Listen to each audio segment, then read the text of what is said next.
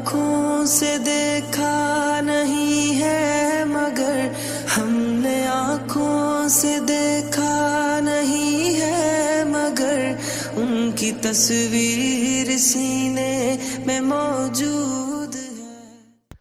نحمده ونصلي على رسوله الكريم اما بعد اللهم صل على سيدنا محمد وعلى آل سيدنا محمد وبارک وسلم۔ ریاض الجنہ، آپ صلی اللہ علیہ وسلم کے حجرہ مبارک اور منبر نبوی صلی اللہ علیہ وسلم کے درمیانی حصے کو ریاض الجنہ یا روضۃ الجنت بھی کہتے ہیں۔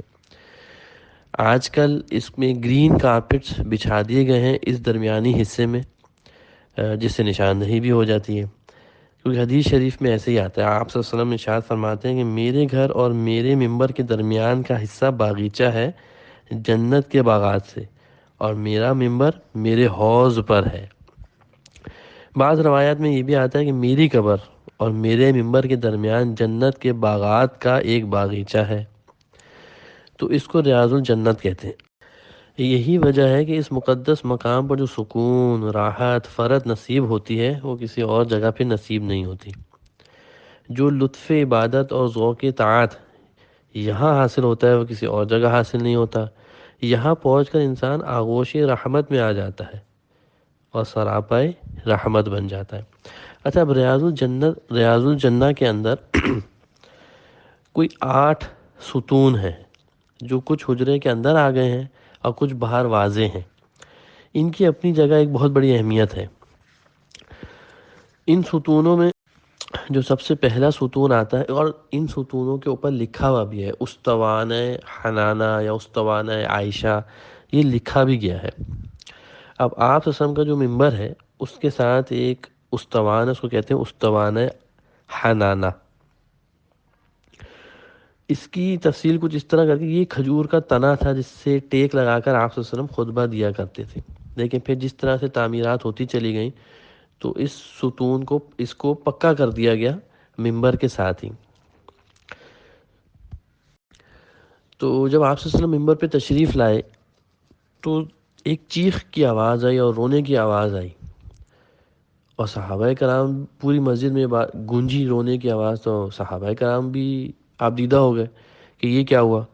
پھر آپ صلی اللہ علیہ وسلم نے اس تنہ کے اوپر اپنا ہاتھ رکھا تو وہ چپ ہوا، تو پتہ ہی چلا کہ وہ آپ صلی اللہ علیہ وسلم کی محبت میں رو رہا تھا کہ پہلے تو آپ صلی اللہ علیہ وسلم میرے ساتھ ٹیک لگا کے خطبہ دیا کرتے تھے، اب یہ پکا کر کے ایک منبر بنا دیا گیا ہے، تو وہ اس محرومی پر رو رہا تھا۔ آپ صلی اللہ علیہ وسلم نے ارشاد فرمایا کہ اس کے پاس جو اللہ کا ذکر ہوتا تھا اب منبر بن جانے کی وجہ سے اس سے محروم ہو گیا، اسی رنج میں رو رہا ہے، اگر میں اس پر ہاتھ نہ رکھتا تو قیامت تک اسی طرح روتا رہتا۔ اس کے بعد آتا ہے استوانہ عائشہ۔ حضرت عائشہ صدیقہ رضی اللہ عنہا سے مروی ہے کہ آپ صلی اللہ علیہ وسلم نے ارشاد فرمایا اس مسجد میں ایک جگہ ایسی ہے کہ اگر لوگوں کو اس کی عظمت و فضیلت کا حال معلوم ہو جائے تو کثرت ہجوم کی وجہ سے قرآن ڈالنا پڑے۔ لوگوں نے حضرت عائشہ صدیقہ رضی اللہ عنہا سے اس کے متعلق دریافت فرمایا تو آپ نے انکار فرما دیا۔ پھر حضرت عبداللہ بن زبیر رضی اللہ عنہ کے بار بار کہنے پر اماں جی نے ان کو بتایا۔ اب حضرت بکر صدیق رضی اللہ عنہ، حضرت عمر فاروق اور دیگر صحابہ مہاجرین سب یہاں نماز پڑھنے کا بڑا ہی اہتمام فرماتے تھے، دیر دیر تک یہاں بیٹھے رہتے تھے۔ اتنی فضیلت اس استوان کی آئی ہے۔ ہمیں بھی موقع ملے گا انشاءاللہ، ہم جائیں گے، ہم اس استوان کے پاس اگر ہمیں موقع مل جائے ہمیں بیٹھنے کا، نماز پڑھنے کا، ہم 2 رکعت نماز نفل پڑھ کر یہاں دعا مانگے۔ بڑی قبولیت کی جگہ ہے، دعائیں مانگیں، لمبی لمبی اللہ سے باتیں کریں، انشاءاللہ دعائیں قبول ہوگی۔ پھر ایک استوان ہے، استوان ہے توبہ۔ ایک صحابی تھے حضرت ابو لبابہ، ان سے جو ہے کچھ غلطی سرزد ہو گئی تھی، جس کی وجہ سے انہوں نے اپنے آپ کو زنجیر سے اس استوان کے ساتھ باندھ لیا تھا کہ میری توبہ قبول ہوگی تو میں کھولا جاؤں گا۔ تو اس لیے اس استوان کو استوان توبہ، استوان ابی لبابہ بھی کہتے ہیں۔ اور ہمیں موقع ملے تو ہم یہاں جائیں، یہاں جا کے 2 رکعت نماز توبہ کی نماز ادا کریں، اللہ سے خوب گڑ گڑا کے معافی مانگیں، کیونکہ پھر وہ اتنے اپنی توبہ میں سچے تھے کہ اللہ پاک نے پھر آیت نازل فرمائی، یا ایھا الذین آمنوا لا تخونوا اللہ والرسول۔ پھر صحابہ کرام فوراً ان کی طرف گئے، ان کو خوشخبری سنائی، ان کو کھولنا چاہا، لیکن انہوں نے کہا کہ نہیں۔ آپ صلی اللہ علیہ وسلم تشریف لائے، پھر آپ صلی اللہ علیہ وسلم نے اپنے دست مبارک سے ان کو کھولا۔ تو یہ استوان بھی بڑی فضیلت رکھتا ہے۔ پھر ایک آتا ہے استوان سریر، اس کے بارے میں آتا ہے کہ آپ صلی اللہ علیہ وسلم نے یا اعتکاف فرمایا یا آرام فرماتے تھے۔ آپ صلی اللہ علیہ وسلم کی چرپائی مبارک تھی یا کھجور سے کا جو گدا ہوتا تھا، بھرا ہوا گدا، وہ یہاں آپ صلی اللہ علیہ وسلم کا پڑا ہوتا تھا اور آپ صلی اللہ علیہ وسلم اس پہ آرام فرماتے تھے۔ پھر اس کے بعد ہے استوان علی یا استوان حرس۔ استوان علی جو ستون ہے، اس کے پاس آپ صلی اللہ علیہ وسلم کے لیے حضرت علی تعالیٰ عنہ پہرا دیا کرتے تھے، جیسے کہتے ہیں گارڈ، وہاں کھڑے ہوا کرتے تھے آپ صلی اللہ علیہ وسلم کی حفاظت کے لیے، اور اکثر وہاں حضرت علی تعالیٰ عنہ نظر آتے تھے۔ پھر استوان وفود بھی ہے کہ جو بعض وفود آتے تھے اور آپ صلی اللہ علیہ وسلم بیٹھ کے وہاں ان سے بات کرتے تھے، نصیحتیں کرتے تھے، ان سے ساری ڈیٹیلز لیتے تھے کہ کس طرح کرنا ہے، وہ بھی ہے۔ پھر ہم تھوڑا سا باہر ہیں، یہ جو 3 استوان ہیں نا، سریر، علی اور وفود، یہ آدھے حجرہ مبارک کے اندر ہیں۔ اس طرح تھوڑا سا ہم پیچھے ہٹیں تو ایک استوان ہے تہجد بھی ہے، جہاں آپ صلی اللہ علیہ وسلم رات کے آخری پہر میں وہاں نماز ادا کیا کرتے تھے۔ تو یہ سارے تو استوان ہو گئے۔ پھر ایک استوان ہے جبریل بھی ہے، جہاں پہ آپ صلی اللہ علیہ وسلم کو وحی پہنچائی جاتی تھی جبرائیل علیہ السلام کی طرف سے۔ یہ استوان اب حجرہ شریف کے اندر آ گیا ہے۔ تو یہ ریاض الجنہ بڑی ہی اہمیت کا حامل ہے۔ اچھا جی، اب رش آز ہوتے ہیں، بہت رش ہوتا ہے، بہت ہی رش ہوتا ہے۔ تو اب ہم نے جانا کس طرح، ہم ایک اپنی طرف سے ایک پلاننگ کریں، کیا دیکھیں کس ٹائم کم رش ہوتا ہے۔ عموماً دیکھیں تہجد کے ٹائم پہ کم رش ہوتا ہے، جیسے ہی رات کو مسجد نبوی جب کھلتی ہے 2-3 گھنٹے کے بعد، تو اس وقت رش ذرا کم ہوتا ہے، جگہ مل سکتی ہے، یا عشاء کے بعد لوگ واپس جا رہے ہوتے ہیں تو اس کے تھوڑے دیر کے بعد مل سکتی ہے۔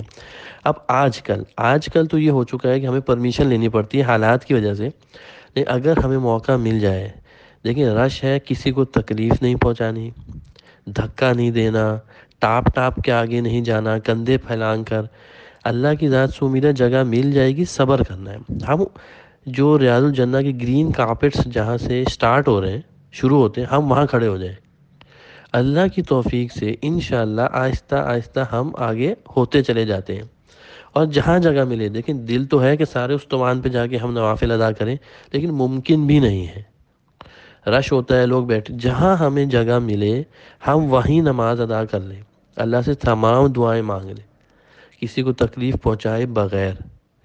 دیکھیں ایک دعا تو ہم نے ضرور یہ مانگنی ہے کہ یا اللہ جنت میں پہنچا دیا آپ نے، اور آپ کا وعدہ یہ ہے کہ جو ایک دفعہ جنت میں پہنچ گیا وہ باہر نہیں نکالا جائے گا۔